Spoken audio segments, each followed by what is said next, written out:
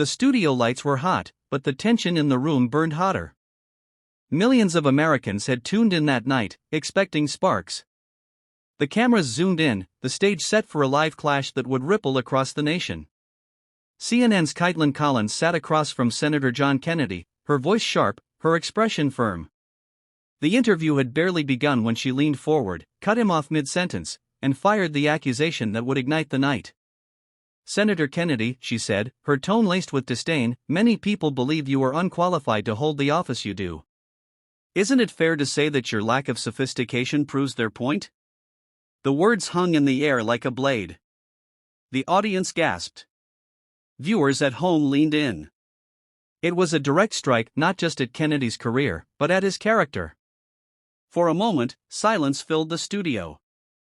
Collins smirked, convinced she had cornered him, her eyes daring him to defend himself. But Kennedy didn't flinch. Instead, he leaned back in his chair, his Louisiana drawl steady, his eyes carrying the weight of decades of service and struggle. He took a slow breath, as if savoring the pause, before delivering a response that no one expected. "You see, Miss Collins," he began, his voice calm yet commanding, "I may not talk like a Harvard professor, and I may not strut like a Wall Street banker.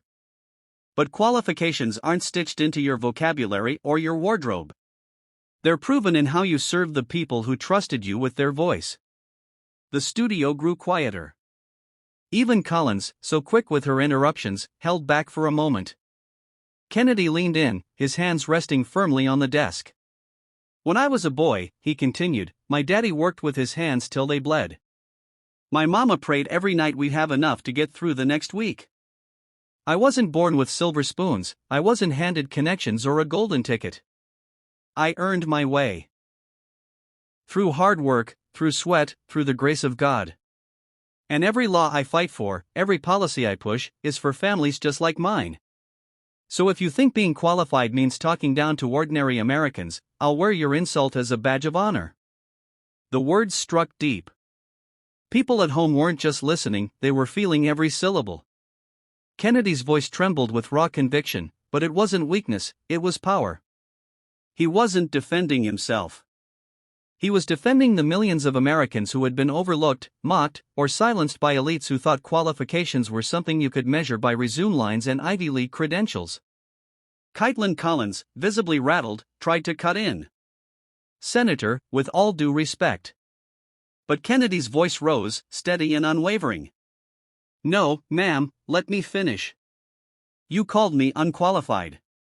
That word doesn't sting me. It stings the farmer who can't get a fair price for his crops. It stings the single mother who works 2 jobs but still can't afford rent. It stings every man and woman who,